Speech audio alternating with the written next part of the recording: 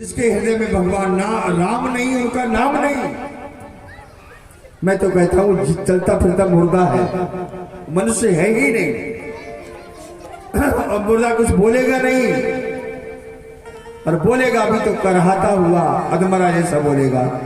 क्या बोलेगा समझ में नहीं आएगा। इसलिए जाके हृदय में जाके प्रिय न राम वैदेही तजिए ताय कोटि बैरी सम यद्यपि परम स्नेही तजो पिता प्रहलाद। पिता भगवान के समान होता है, लेकिन प्रहलाद जी ने अपने पिता का त्याग किया।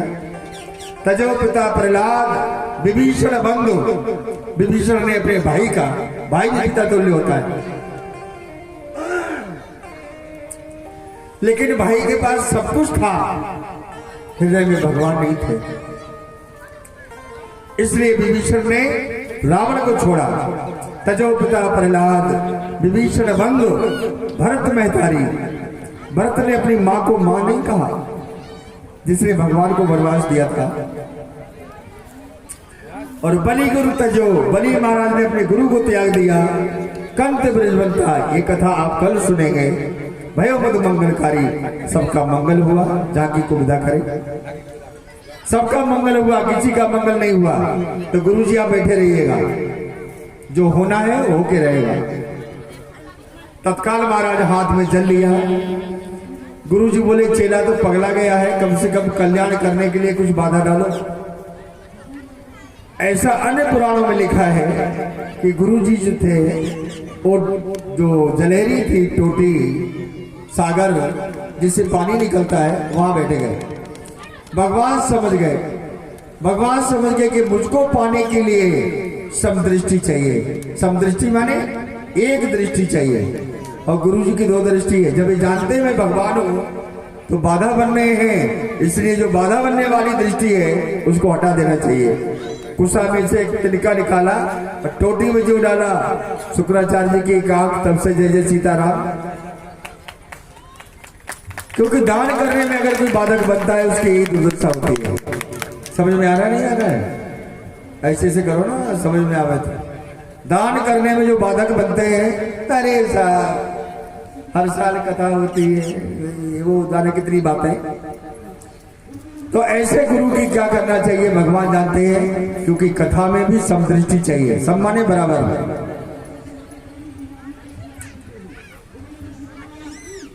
भगवान ने संकल्प जैसे ही लिया, बलि महाराज भगवान का नाप ले, बोले प्रभु नापिएगा।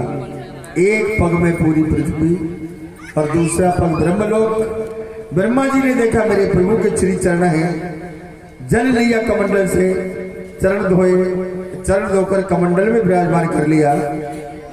वही जल भगीरथ जी की कृपा से, सूर्यवंशियों की कृपा से, भगीरथ जी की कृपा से वही जल भगवान भोलेनाथ की जटाओं में आकर के समाहित हुआ।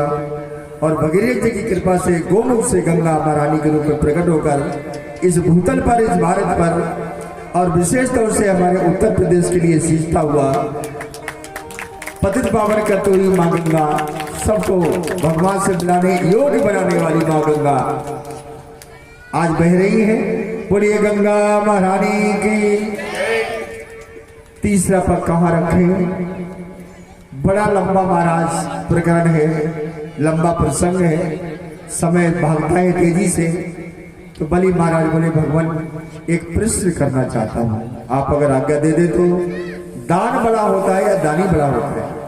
भगवान को कहना पड़ा दानी बड़ा होता है। बलि महाराज कहते हैं प्रभु ये राज्य मेरा था, ये सब मेरा था, मैं कौन हूं? अहंकार। और मैं जानता हूं प्रभु अहंकार आपकी पहली खुराक है। जैसे हम लोग गोग्रस निकालते हैं ना भोजन से पहले, ऐसे ही भगवान अहंकार को पहले खा जाते हैं, पहला गिरास है। इसलिए अहंकार अगर आ गया कुछ भी कार्य करने के बाद में तो सावधान रहना। तीसरा पग बलि महाराज कहते प्रभु ये सब मेरा मेरा था, मुझे अहंकार था। भगवान कहते बांध के डालो पहले इसको, झूठे को। गरुड़ जी ने बांध भी दिया। घुटने जमीन पर, पीछे हाथ बंधे हुए, ब्रह्मा जी स्तुति कर रहे हैं। बलि महाराज की पत्नी विंध्यावली सामने आ गई और जामक मालिनी भी सामने, विंध्यावली भी सामने, दोनों बेटी और पुत्री बहू। पत्नी कहती है प्रभु आपने बहुत अच्छा किया। भगवान बोले एक ऐसी पत्नी है, पति बंधा हुआ पड़ा है, उसको छुड़ाने की बात करना चाहिए। प्रणाम करती, मुझसे निवेदन करती प्रभु मेरे पति को छोड़ दो। ये तो बोल रही अच्छा किया आपने बांध के डाल दिया। ब्रह्मा जी से कहा पितामह जरा रुको तो सही, ये क्या कहना चाहती इसकी सुनो। बोले प्रभु आपने अच्छा किया जो इनको बांध दिया। क्यों? ये संसार बनाया है आपने अपने खेलने के लिए। भगवान खिलौने हम तेरे, जब खेला चाहा तोड़ दिया। अच्छा खिलौना आता है बच्चों को समझ में आता है तो खेलते रहते हैं, नहीं समझ में आया तो उसी दिन जिस दिन लेकर के आओगे बच्चे वहीं जमीन में पटक के फोड़ देंगे, नहीं चाहिए हमको। तो हे प्रभु ये पूरा जगत आपकी क्रीड़ा स्थली है, आपने अपने खेलने के लिए बनाया। ये अहंकारी जीव अपना, ये मेरा है मेरा है मेरा है। अच्छा किया आज इनको मालूम पड़ गया कि इनके ऊपर भी कोई भगवान होता है। ये अपने आप को भगवान मान बैठे। हर व्यक्ति, हर धनवान अपने आप को भगवान ही मानता है, लेकिन ये भूल जाता है कि हमारे ऊपर भी कोई भगवान है, उसकी सत्ता चलती और उसकी सत्ता किसी से रिश्वत नहीं लेती। भगवान किसी से रिश्वत नहीं लेता है, जैसा करोगे वैसा बराबर फल देता है। चाहे अच्छा करो चाहे बुरा करो। भागवत तो ये संदेश देती है कि जब भी मन में ऐसा आए तो अच्छा ही काम करना, बुरा के विषय में सोचना भी नहीं। बलि महाराज कहते हैं भगवान अभी दान दिया है ना, दानी तो अभी जिंदा है। हे प्रभु आप अकारण करुणा बरमाने हैं, सचमुच अगर आप मुझ में प्रसन्न हो जाएं, मेरे अपराध को क्षमा कर दें तो अपना जो चरण है वो मेरे माथे पर रख दीजिए। अभी मैं पकाया हूं, मुझे ले लीजिएगा तीसरी पैग में। भगवान के नेत्रों में आंसू आ गए। बोले खोल दो इसको, खोलो। खोल दिया। कहने लगे बलि मैं आया था तेरे को छलने के लिए, लेकिन तूने मुझे छल लिया। क्यों?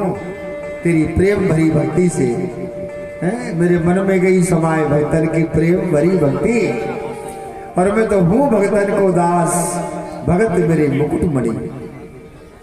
बलि मैं तुझे छलने आया था, लेकिन तुझे ये राज्य तो छोड़ना पड़ेगा, इसमें इंद्र ही विराजमान होगा। मैं तुझे सुतल लोक का राजा बनाता हूं।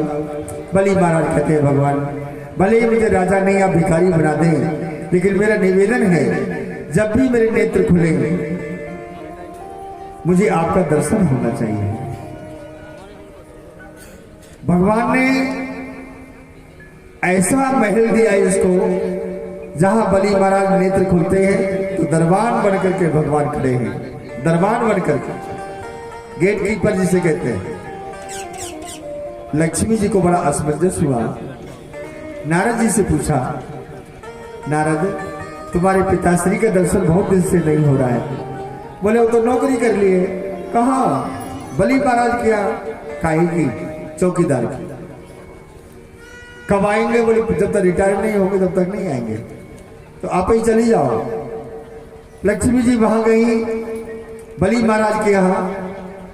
ये जो रक्षाबंधन का दिन आता है उसी दिन बलि महाराज के हाथ में अपनी साड़ी के धागों से रक्षा सूत्र बांधा। ये बद्दो बलि राजा कहते। उसी दिन से हम लोग ये रक्षाबंधन का पावन उत्सव मनाते हैं। और माताएं गाती हैं, भैया मेरे राखी के बंधन को निभाना।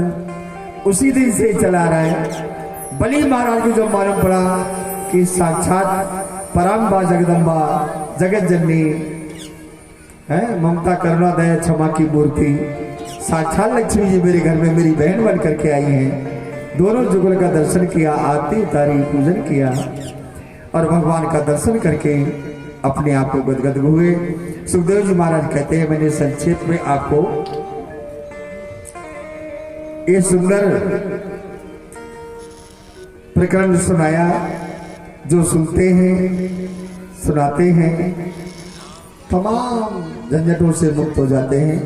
अब भैया घड़ी तेजी से भाज रही है, आगे चले। सूर्य वंश का सुंदर वर्णन किया है। कब पहुंचूंगी मैं श्री महलन में,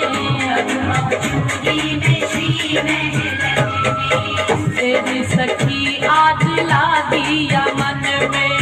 कब पहुंचूंगी मैं श्री महलन में, मुख निरख निरख बलि जाऊंगी, मुख निरख निरख बलि जाऊंगी।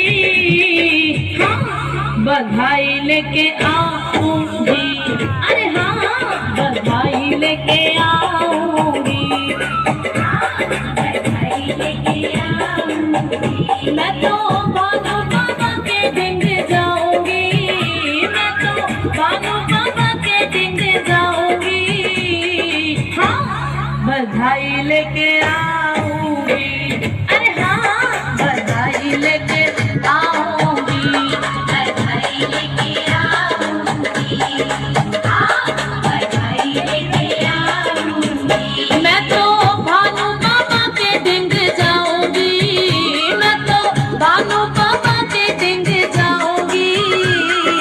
हाँ, बधाई लेके